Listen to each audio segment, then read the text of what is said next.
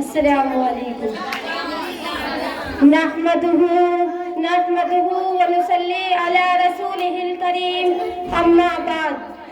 وہ سن کر آ جائے تاریخ کو پسینہ، وہ سن کر آ جائے تاریخ کو پسینہ، تیرا دیا کس نے میرے خون میں سفینہ.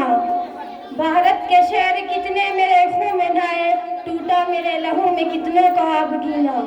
کچھ لوگ میرے خون سے ہولی منا رہے تھے، کچھ لوگ بھر رہے تھے میرے خون سے آبگینہ. صحرا میں جا کے جھلکا میرے لہو کا، انصاف مانگنے کی ایسی صدا کہنا. دنیا کے ترقی پذیر ممالک میں ہمارا ملک ہندوستان بھی ہے. ہمارا ملک وہ ملک ہے جس کو کبھی آریہ ورت کا لقب دیا گیا، کبھی انڈیا کے نام سے پکارا گیا، کبھی بھارت سے موسوم کیا گیا، تو کبھی ہندوستان کا نام دیا گیا. ہمارا ملک ہندوستان اپنی آغوش میں ایسی ایسی چیزوں کے لیے ہوئے ہے کہ پوری دنیا اسی پر ناز کرتی ہے. اس کے سینے میں شاہجہاں کی مسجد اور تاج محل کی عظمت پوشیدہ ہے. مہاتما گاندھی، ٹیپو سلطان اسی کے پروردہ ہیں.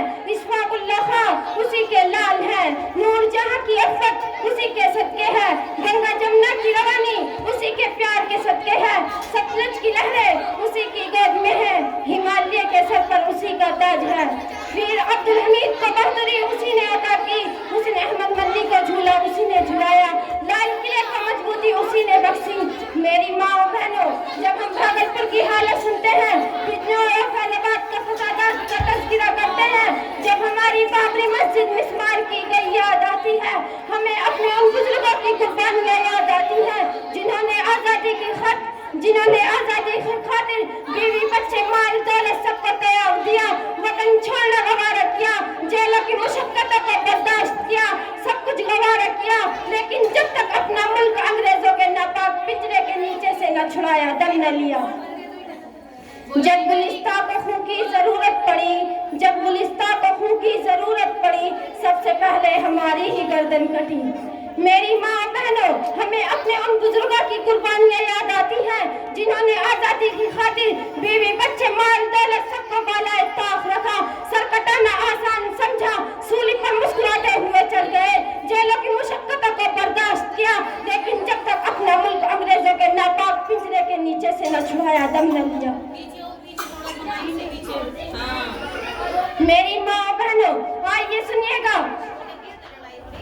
سب سے پہلے جس نے آواز اٹھائی تھی وہ سحر دل، انسان خدا ترس، انسانیت کا مسیحا شاہ ولی اللہ محدث دہلوی کا فرزند شاہ عبدالعزیز تھا.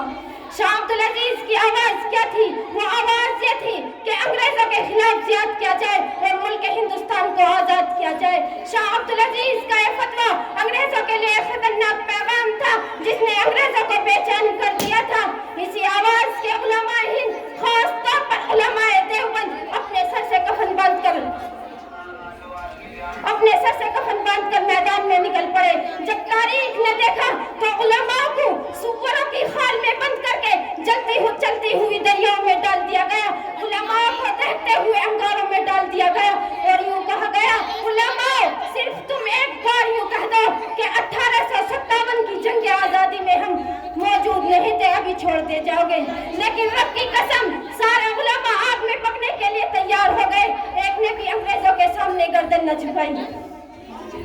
میری ماں بہنوں، یہ ہندوستان بڑی آزادیوں کے ساتھ، یہ ہندوستان بڑی قربانیوں کے بعد آزاد ہوا. اگر یوں کہو کہ علماء سرزمین ہند کے دھویا گیا تو مبالغہ نہیں ہوگا. کہیں سید احمد شہید بریلوی اپنے خون سے نذرانہ پیش کرتے دکھائی دیں گے تو کہیں شاہ ولی اللہ دہلوی فرزند اپنے خون سے نذرانہ پیش کرتے نظر آئیں گے. میری ماں بہنوں، اگر عقل و دانی سے کام لیا جاتا، بلکہ کشمیر کے ملامات الجھے رہنے کی وجہ سے ہزاروں اور لاکھوں نوجوان قتل نہیں ہوتے. اگر یوں 2 گز کپڑے کے لیے نہیں ترستے، 2 رقمے کے لیے ہاتھ نہیں پھیلاتے، رات بسر کرنے کے لیے روڈ وے اور سڑکوں کا کنارہ نہیں پکڑتے. اللہ تبارک و تعالی ہمیں اپنے ان بزرگوں کے نقش قدم پر چلنے کی توفیق عطا فرمائے. ایک ہی خاک سے ہوا انسان پیدا، ایک ہی خاک سے ہوا انسان پیدا، ایک ہی خون ہے پھر بھاتا کیوں ہے. کہاں کے چراغ وما علینا الا البلاغ۔ السلام علیکم۔